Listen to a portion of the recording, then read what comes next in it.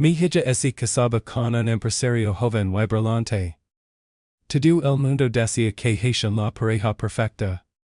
Durante el baile del padre y la novia, ella me deslizó un sobre en el bolsillo de la chaqueta y me susurró al oído, Papá, ayúdame. Antes de continuar, suscríbete al canal y cuéntanos en los comentarios desde donde nos escuchas. El tender de Álvaro Carmona se detuvo a medio camino de su boca.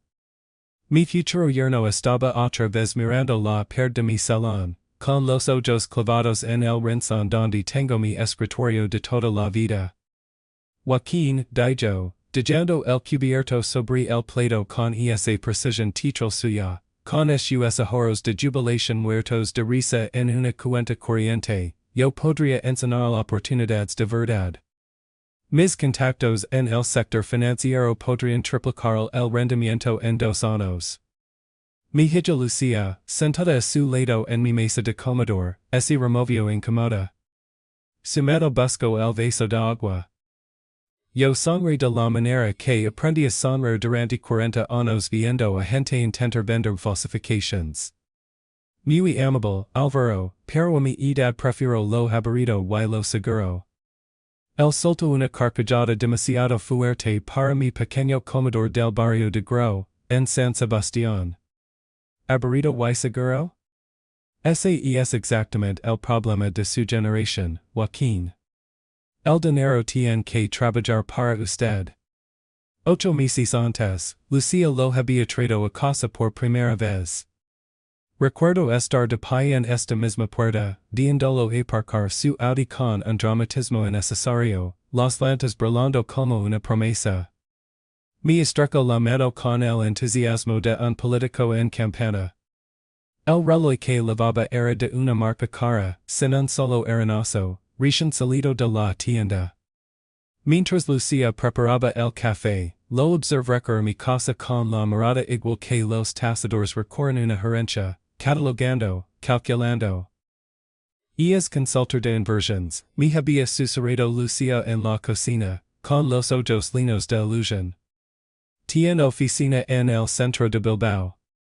Yo asentí, fingiéndome en que su traje de destino le queda demasiado perfecto, sin una arruga en los puños. Dinero nuevo intentando parecer dinero viejo, salvo que Álvaro Carmona no tenía en lo uno en lo otro. Sospech desde el primer día. Pero una sospecha no es una prueba, y un padre que acusa sin pruebas al hombre que su hija ama no protege a su hija, la pierde. Así que callé, observé y esperé. Ese fue mi error y la vez mi única llegada posible. Me lo he reprochado 1000 veces desde entonces. Ahora, 2 semanas antes de la boda, él estaba recostado en mi silla como si yo fuera suya. Se lo digo en serios, Joaquín. Usted podría estar ganando dinero de verdad en vez de hacer esas restauraciones de relojes que hace. ¿Cuánto cobra? €50 la hora? A Lucía se lo encendió la cara. Álvaro. Solo digo que tu padre ha trabajado toda su vida. Merece algo mejor. Me levanta recoger los platos con una calma deliberada. ¿Algún más vino? Álvaro se excusó para ir al baño. En el reflejo de la ventana oscura los exteners junto a mi escritorio, sacar el móvil, buscar el ángulo para fotografiar los papeles que yo dejaba a la vista a propósito, los extractos de mi cuenta corriente, la que muestra un saldo cómodo pero nada impresionante. No fotografía la estantería de arriba, donde mi viejo álbum de deseos dormía disfrazado de pasatiempo de jubilado. Tampoco miró 2 veces la lámina del salón, que Lucía siempre creó un póster de museo. Aquella noche, cuando se marcharon, me serví un beso de vino que ya no me apetecía y me quedé mirando la pared. Lavaba meses tirando del hilo en silencio. Mi amigo Ignacio, policía nacional jubilado que ahora trabajaba como investigador privado, me había traído un informe 3 días antes. La consultora de Álvaro Carmona era un despacho alquilado por horas.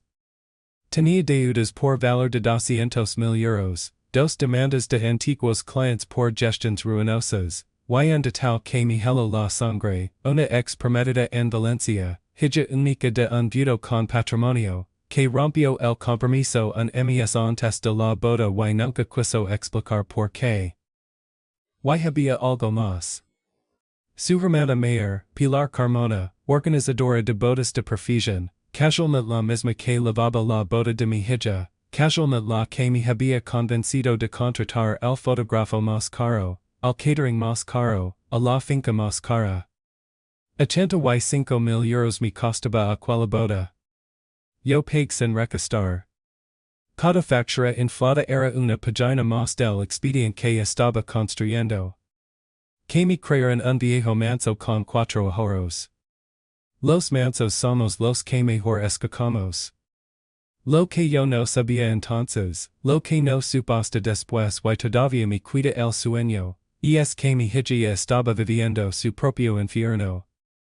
El día de la boda amaneció perfecto, uno de esos sábados de junio en que el Cantábrico se pone azul para presumir. La finca, en las colinas de Hondarribia, parecía un apóstol. 200 invitados. Lucía estaba preciosa y, sin embargo, cuando la led del brazo hasta el altar del jardín, noté que temblaba. Lo atribuí a los nervios. Que ciego puede estar un padre cuando quiere que su hija sea feliz. La ceremonia civil estaba prevista para las 7 de la tarde, después del banquete, con la jueza de paz y la firma del acta. Pilar lo había organizado así, a la americana, dijo, primero la fiesta, luego los votos al atardecer, para las fotos. Luego entendí que aquel orden absurdo también tenía su porqué. Querían el espectáculo completo, los 200 testigos, el viejo emocionado y ablandado, antes de estampar ninguna firma. A media tarde llegó el baile del padre y la novia. La orquesta tocó un pasativo lento. Lucía apoyó la cabeza en mi hombro como cuando tenía 6 años y, con un movimiento que nadie pudo ver, me deslizó un sobre en el bolsillo interior de la chaqueta. Papá, me susurró con los labios pegados a mi oído, ayúdame. Lilo en el baño. No digas nada. Me están vigilando. Seguí bailando. 40 años tratando con falsificadores te enseñan una cosa, la cara no debe enterarse de lo que sabe la cabeza. Terminé el baile, besé mi hija en la frente, lo aplaudí al cuarteto y caminé prisa hasta los asios. Ser el pestillo. Abrí el sobre. La letra de Lucía, torcida, escrita a escondidas. Papá, Álvaro planea encerrarte. Lo escuché hace 3 días hablando con Pilar. Quieren incapacitar legalmente después de la boda y quedarse con todo. Me quito el móvil para que desconectara antes de la boda. No me deje sola en un minuto. Pilar duerme en mi casa desde el lunes. Esta nota es lo único que he podido hacer. Tengo una grabación en mi reloj. No firmes nada. No me dejes firmar nada. Sácame de aquí. Me apoyé en el lavabo. En el espejo había un hombre de 68 años con el corazón a 200 pulsaciones y los ojos, de pronto, muy fríos. 3 días. Mi hija llevaba 3 días secuestrada en su propia boda, sonriendo para los fotógrafos con el enemigo durmiendo en su pasillo, sin teléfono, sin un solo momento a solas, esperando los 30 segundos de un baile para pedir auxilio. Después, mucha gente preguntaría con suficiencia por qué no habló antes, por qué se puso el vestido, por qué llegó hasta el altar. Y esa gente nunca ha tenido miedo de verdad. Cuando te ailan, cuando te vigilan, cuando dudas de si tu propio padre te creerá, calor no es debilidad, es supervivencia. Mi hija no tardó en hablar. Habló en el primer segundo en que pudo hacerlo sin que la vieran. Y eligió bien el momento, porque la ceremonia, la firma, todavía no se había celebrado. Legalmente, aquel matrimonio aún no existe. Mi Nina, muerta de miedo, había pensado con más frialdad que nadie. Guard la nota. Tire de la cadena por puro teatro. Y salí del baño siendo otro hombre. O quizá siendo, por fin, el que siempre fui. Porque hay algo que en I Alvaro, en I Pilar, en I Siquiera mi propia hija sabían de mí. Durante 25 años, en las casas de subastas de Madrid, Ginebra y Londres, existió un comprador anónimo al que llamaban el relojero. Pujaba por teléfono, pagaba a través de una sociedad instrumental y jamás aparecía en una fotografía. El relojero reunió una de las colecciones privadas de relojería histórica y pintura del siglo XX más valiosas de Europa. Esa lámina de mi salón que Lucía crea un póster es un original tasado en 2 millones y medio de euros. El álbum Deseos de la estantería, con su 2 reels azul de 1851 incluido, supera los 6 millones. Entre los países de mi casa y los que duermen en una cámara acrazada de lumas en Madrid, mi patrimonio pasa de los 40 millones de euros. Cuando murió mi mujer, Lucía tenía 7 años. Una niña que hereda esa cifra se convierte en una diana. Así que el relojero desapareció, y en su lugar quedó Joaquín el Di, relojero restaurador del barrio de Gro, viudo, discreto, de saldo modesto y ribequita de lana. 26 años lavaba mi hija creyendo que su padre era un artesano jubilado. La protegí del mundo escondiendo. Y aún así, el mundo vino a buscarla. La modestia, aprendí, no es una careza. Solo es un disfraz, y los disfraces se can. Volví a la fiesta. Localiza Ignacio entre los invitados, lupias la mano en el hombro como quien saluda y le dije 3 frases al oído. El palideció, ascensió y desapareció hacia el aparcamiento. Después busca Marta Iturralde, mi abogada desde hace 20 años, que vivía vermut en la mesa doce sin sospechar que su invitación de boda era en realidad un seguro de vida. Marta, le dije, en 15 minutos te voy a necesitar como nunca. A las 7 menos cuarto, cuando Pilar empezó a colocar a los invitados para la ceremonia y la jueza de paz preparaba el acta sobre la mesa blanca, me acerqué al micrófono de la orquesta. 200 personas me miraron con ternura, esperando el discursito emocionado del padre de la novia. Damas y caballeros, dije, antes de la ceremonia quiero dedicar unas palabras al hombre que se iba a lavar a mi hija. Iba a lavar. En pasado. Vaya Álvaro tensar la sonrisa. Álvaro, hijo, leves meses preocupando por mis ahorros. Por mi rendimiento. Por mi futuro. Hasta te has preocupado de buscarme una residencia. Hice una pausa.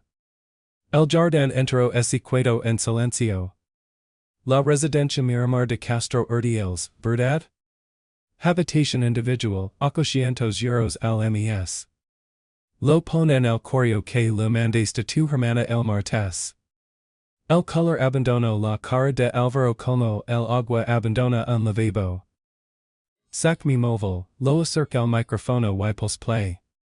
Ignacio había hecho su trabajo en el aparcamiento, el reloj de Lucía, sincronizado, bloqueado, verificado. La voz de Álvaro inundó el jardín de Hondarribia con una nitidez espantosa. El viejo se ha gastado 85,000 en la boda sin pestañear, Pilar. Imaginate lo que tiene guardado. No, directamente no. Lucía lo hará. Después de la boda la convenzo, que si papa y chochia, que si deja el gas, que si vive solo. Incapacitación judicial, yo me encargo del médico que firme el informe. Ella me quiere, firmara lo que yo le ponga delante. Tutela, poderes, cuentas. Hecho. Y el viejo peli, pure para él, 68 años, viudo, sin más familia. El juicio lo ponemos con los ojos cerrados. 200 copas de champán se quedaron inmóviles en el aire. alguna hogo un grito. La madre de un amigo de Lucia empezó a llorar. Yo apagué el móvil y mira Álvaro Carmona por encima de las gafas. La boda se cancela. El banquete, como lo he pagado yo, continúa para quien tenga estómago.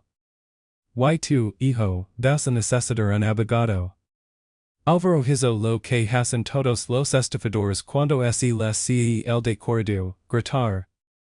Que era un montage, que la grabación era ilegal, que me iba a demandar, que estaba senil. Pilar intentó levárselo del brazo. La jueza de paz, bendita mujer, recogió el acta sin firmar, la guardó en su carpeta y dijo en voz alta, para que constara, aquí no se ha celebrado matrimonio alguno. No hubo firma. No hubo boda. No hizo falta añadir nada, porque mi hija, con su nota y su reloj, había llegado a tiempo. Lucia cruzó el jardín con su vestido blanco, pasó por delante de Álvaro sin mirarlo y se abrazó a mí delante de todo el mundo. Temblaba como un pájaro. Ya está, le dije al oído. Ya pasó. Ahora me toca a mí. Se vino a vivir conmigo esa misma noche. Durante semanas anduvo por la casa como un fantasma, calada, incógnita. Yo le cocinaba platos que apenas tocaba, le daba espacio y esperaba. Una tarde de julio, con la niebla del Cantábrico pintando de gris la ventana, se sentó frente a mí en la mesa del comedor y me lo contó todo de viva voz. La conversación escuchada a través de la puerta del baño 3 días antes de la boda, el móvil confiscado con la excusa del detox prenupcial, Pilar instalada en su piso para ayudar con los preparativos, el pánico, las noches sin dormir ensayando mentalmente una nota de 12 palabras. Pense que no me creerías, papá.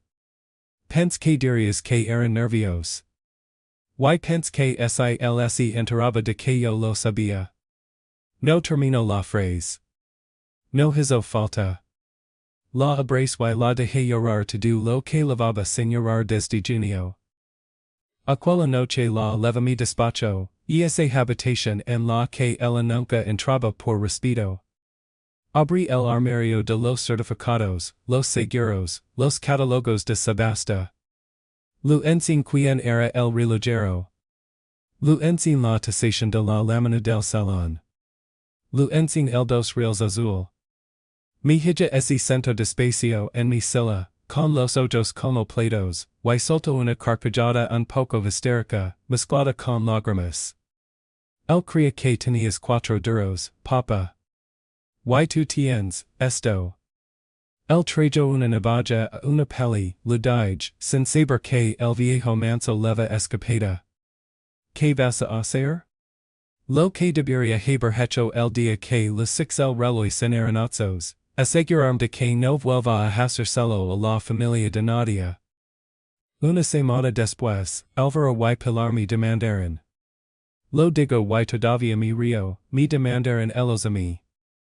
300,000 euros por danos morales, humiliación pública y conducta irracional de un anciano, más 100,000 de Pilar por el lucro cesante de su empresa de bodas.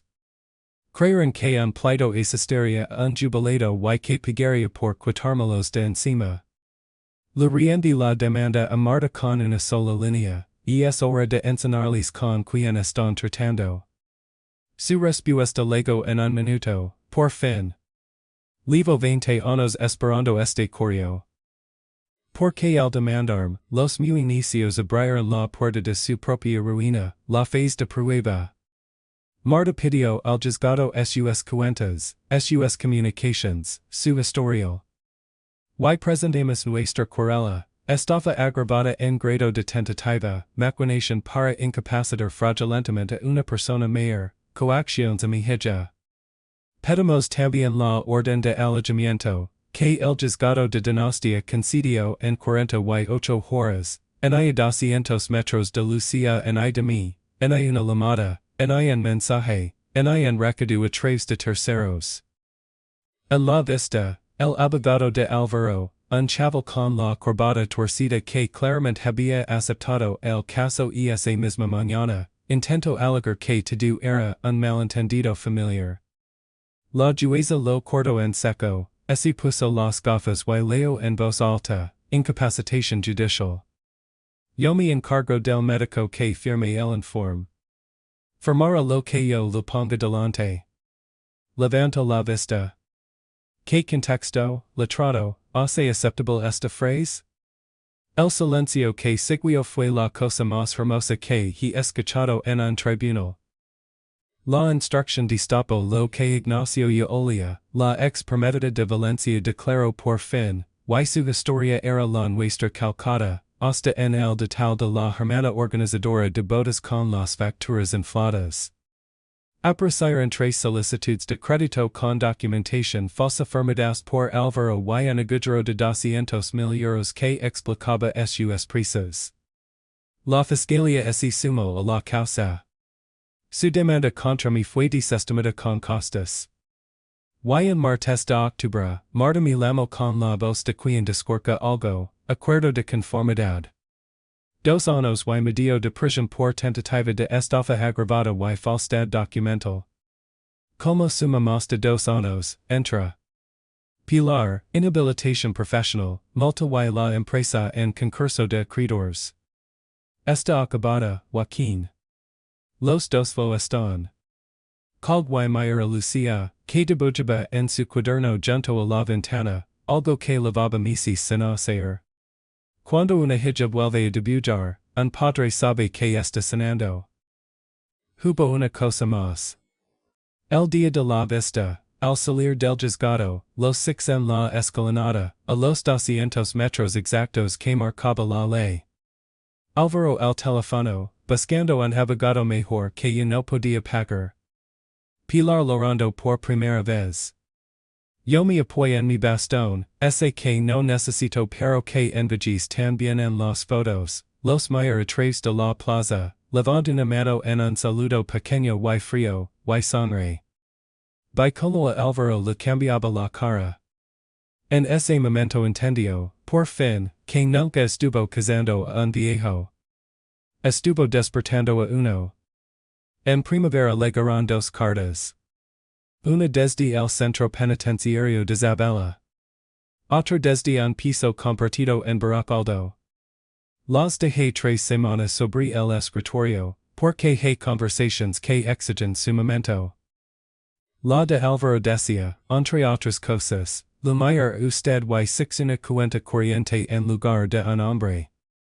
Mayra Lucia y 6 una leva en lugar de la mujer que decía querer. Hizo usted bien en parar la boda. No le pido perdón porque no lo merezco, pero Lucia Marie saber que se lo que la hais. La de Pilar era más corta, en papel barato, lo he perdido todo, la empresa, la licencia, el nombre. Trabajo en un almacén por el salario mínimo. Planeamos algo cruel porque usted parecía viejo y solo. Nos equivocamos en sus circunstancias, pero sobre todo nos equivocamos en quien es usted. Gracias por no rematar cuando pudo. Lucia me preguntó qué iba a hacer. Lo pensé 2 días y contesta los 2 con pocas líneas. Él, acepto tu disculpa. Usas tiempo para volver otra persona. Las puertas de mi vida y de la de mi hija están cerradas para siempre, las puertas de tu futuro, esa lo cruzas con honradez, no. Ella, acepto tu disculpa. Reconstruí tu vida con decencia y no te acerques a mi familia. No te deseo más sufrimiento del que ya has fabricado tú sola. Firme simplemente, Joaquín el di. No los estás perdonando, observo Lucia leyendo por encima de mi hombro. Los estoy soltando, le dije. No es lo mismo. Perdonar sería volver a abrirles la puerta. Solta es dejar de cargarlos. Ya pagarán. Que hagan algo útil con lo que les queda. En otoño, el Museo San Telmo inauguró una exposición con parte de mi colección. Por primera vez en 25 años, el relojero dio la cara. Salió en los periódicos, el restaurador Hummel de Gro era uno de los grandes coleccionistas anónimos de Europa. Yo ya no necesitaba esconderme, la transparencia, descubrí, protégé más que el disfraz, porque el estafador le gusta la sombra. Con la entrada de la exposición y una parte de la indemnización montamos una fundación que asesora gratis a personas mayores frente al abuso patrimonial, como detectar el yerno encantador que pregunta demasiado por tesoros, como blindar un poder notarial, a quien la cuando un hijo o un extraño te empuja a firmar. En el primer mes atendemos a 60 familias. 60. Eso me quito más rabia del cuerpo que todas las sentencias juntas. En la inauguración de un discurso corto. Digesto, más o menos, escondí esta colección 15 años, desde que mi hija cumplió la mayoría de edad y empezó a salir al mundo, para que nadie la mirara como una caja fuerte. No sirvió de nada, alguien intentó usarla a ella para robarme a mí. Así que esta noche les enseño todo lo que tengo, no por presumir, sino para decir una cosa, las apariencias engañan. La edad no es debilidad. La bondad no es tontería. Y quien confunda un hombre manso con un hombre indefenso suele descubrir, demasiado tarde, que la mansedumbre era una elección. Entre los aplausos, se lucía al fondo de la sala, conversando con un el joven conservador del museo que había montado la exposición. 32 años, entusiasta de verdad, de los que preguntan por la historia de una paisa y no por su precio. Levaban unas semanas vindos. Yo lo sabía y calaba, porque una hija es la protege, pero no es la dirige. Lo único que comprob, lo confieso, fue una cosa. En 3 meses, no me había presentado en una sola vez por mi patrimonio. Ignacio, a mi lado, siguió mi mirada y ese río, el listón estaba bajo, Joaquín, pero el chavo lo pasa con Nota. Y esa noche, ya en casa, volví a mi despacho y saqué mi última adquisición, un cronómetro de marina del 18 que compré en San Sebastián, ahora ya con mi nombre y apellidos en el catálogo. Lo examen con la lupa, escuch su latido de 200 años y pensa en estos meses, la boda rota, la nota de 12 palabras, los juzgados, la cara de Alvaro en la escalinata. Y pense, sobre todo, en mi hija dormida en el cuarto del fondo, a salvo, cenando, aprendiendo a confiar otra vez, pero ya con los ojos abiertos. Si has llegado hasta aquí, deja que un viejo te diga lo que esta historia me enseñó. Primero, protege a tus mayores y creels a tus hijos, el silencio de una víctima casi nunca es complicidad, casi siempre es miedo, y la pregunta correcta no es por qué no hablaste antes, sino que te impide hablar. Segundo, desconfía de quien recién legado a tu familia pregunta más por tus clientes que por tus recuerdos, el amor pregunta cómo estás, la estafa pregunta cuánto tienes. Tercero, no firmes nunca nada bajo prisa, prisión o carino reciente, lo que es honrado hoy seguirá haciéndolo la semana que viene, después de consultarlo. Y cuarto, no confundas la modestia con la pobreza, ni la conas con la torpeza, ni la paciencia con la rendición. Hay leones que eligen vivir como gatos de salón. Pobre del que los obliga a recordar lo que son. La mejor venganza, al final, no fue destruirlos. Fue vivir bien, a cara descubierta, con mi hija riendos otra vez en la habitación de al lado, y aseguraron de que nunca más pueden hacérselo a nadie. Eso es justicia. Y con eso basta. Si te ha gustado esta historia, dale me gusta, suscribid al canal y cuéntanos en los comentarios que habrías hecho tú en mi lugar. Para escuchar la siguiente historia, pulsa en el recuadro de la izquierda. Gracias por acompañarme. He tenido mucho tiempo para sentarme pensar en lo que pasó, y a lo que vuelvo una y otra vez y esa que nada de aquello fue suerte. Cada paisa de aquel dia fue la cosecha de algo sembrado mucho antes. Álvaro Planio enjalam porque había decadido, mucho antes de conocerme, que un viejo con ribequita de lana era algo que susa y no alguien a quien conoce. Esa suposición fue la semilla, y la cárcel fue la cosecha. La eligio en el momento en que miró mi extracto bancario en lugar de mirarme la cara, pero yo también había sembrado cosas, en silencio, durante años. Cuando elegí vivir como un humilde relojero tras la muerte de mi mujer, no me escondía por miedo. Lo compraba a mi hija una infancia normal y mantenía mi propia cabeza limpia del ruido que hace el dinero. Esa paciencia es lo que me permitió ver la mentira en la voz de Álvaro la primera noche, cuando su reloj no tenía un solo arenazo y su traje no tenía una sola arruga. La sabiduría no es astucia. Es la voluntad de observar, de esperar, de dudar de tu propia rabia hasta tener pruebas. Durante meses. Estuve a punto de perder Lucía por ello. Pero una duda sostenida con disciplina vale más que una certeza gradada demasiado pronto da lo que más quiero que leve cualquiera que escuche esto tiene que ver con mi Lucía, no conmigo. Durante 3 días cargo con un terror que no podía compartir, vigilada en su propia casa, sin teléfono, temiendo al lado de la trama de un desconocido.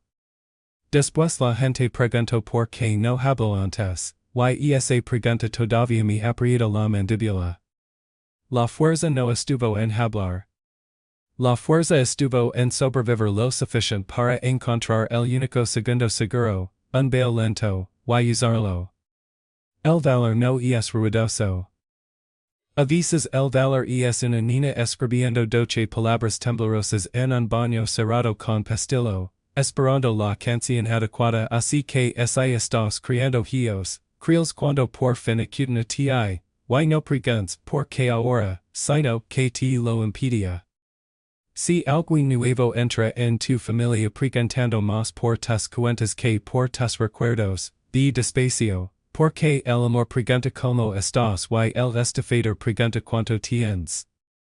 Y no firmes nunca nada bajo presión ni bajo un cariño recién estrenado. Porque lo que es honrado hoy lo seguirá siendo la semana que viene, después de haberlo consultado con la almohada y con un amigo. No soy un hombre duro, aunque aprendí a parecerlo cuando hizo falta. Al final dejé que Álvaro y Pilar conservaran su dignidad, no porque la merecieran, sino porque cargar con el odio es solo otra manera de dejarlos vivir gratis dentro de mi cabeza. Lo salt. Hay una diferencia entre perdonar y solta, y a los 68 años por fin la entendí. Construí tu carácter ahora, mientras hay calma, porque el carácter es lo único que aguanta cuando la música se para y tu hija te aprieta una nota en el bolsillo. Sé decente, sé paciente, no tengas miedo. Los mansos no son los débiles. Los mansos son simplemente los que eligieron no reger hasta que reger era la única tenera que cuidaba.